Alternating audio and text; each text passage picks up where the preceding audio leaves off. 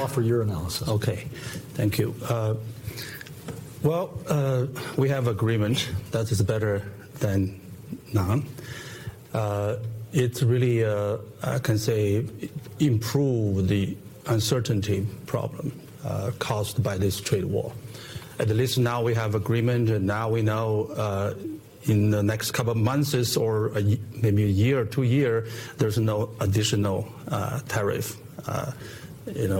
on the Chinese goods, and some investment may now can go. But on the trade issue, I have two problems with the agreement. Mm-hmm. Number one, this is still not changed the trade pattern.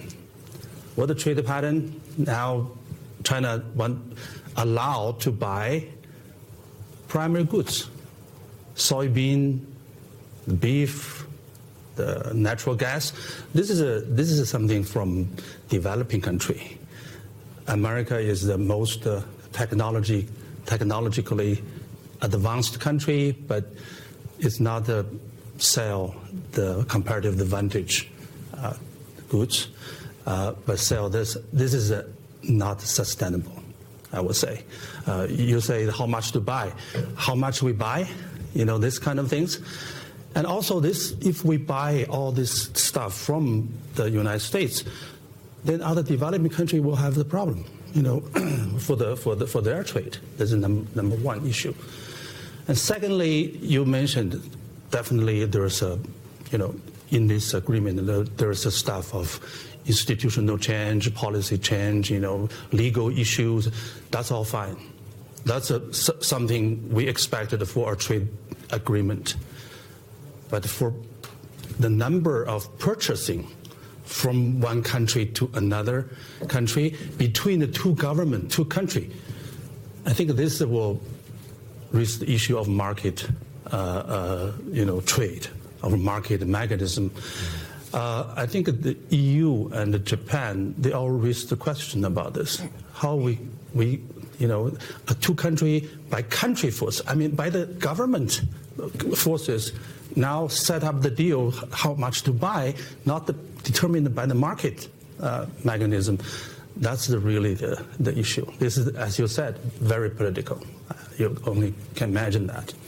Well, this is what covered by this agreement. Then we need to think about what not covered by this agreement. Technology issue. Decoupling effort. The supply chain. All this issue will continue. So that's most trouble things. So trade war is not actually bad for trade. The trade war is about economy, about technology, and that has not been changed by this agreement. And last but not the least, about the uncertainty, still quite a lot there. When will start the second phase 2? We don't know. When some agreement will, revoke or something, we don't know either. So that will very much depend on the political process of the U.S. domestic politics. Anyway, so there's good thing there, and that's also good for China's further development and reform. That's really the pushing. A lot of things we're doing. Chinese are, after the start of the trade war, China announced a lot of the policy changes, and I believe, as you said, the intellectual property rights issue will be improved, not only for the U.S. but for Chinese domestic sake. But a lot of issues are still there. Okay.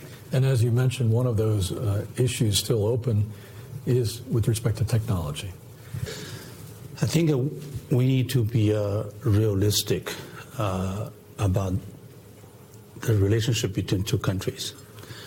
U.S. now is not only have the dispute on trade with, and on some issues like subsidy, like property rights, but fundamentally this about geopolitics. This is about the system. About the trust. I think the effort of decoupling are still going to be there for a while to contain China's growth. That kind of effort, that kind of idea will be there for a while. So I do not see the second phase will be more cooperation. That's hopefully we would like to have cooperation, but I don't think that will be the case.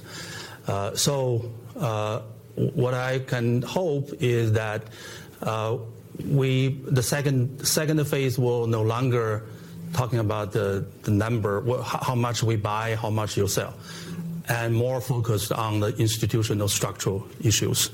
And that, when they put on the table, but all the issues put on the table, then we can negotiate it, and we can, Chinese side can say, how much we can improve, and how much we already improve.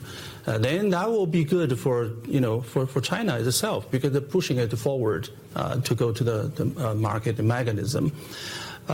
Something cannot change, will still not change. On American side is not changeable, and Chinese side there's something not changeable.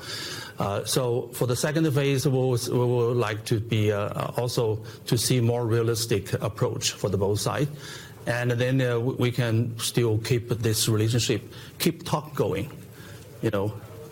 As long as two sides still negotiate, still keep talking, I think the world will be better than there's no such things.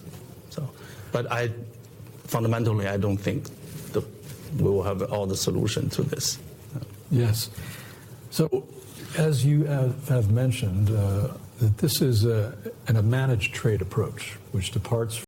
I can be optimistic as well, but one worry is about the international system. I mean, about WTO things. Now people are talking about, the U.S. talk about, they want to drop the developing country status. They want to have a more limit on that. Developing country need this. China had the benefit from that, and developing country need it. And some developing country maybe need a longer time. China have 15 years of graduation, but other countries may need more time. Mm-hmm. Of course, change should be done. I mean, you can expect it. This international system can be changed, and more people will ask that. For example, we need more peer review. We need a more sanction. Say, if you are not, meet your commitment, you will be punished. So that's kind of things I can, expect it.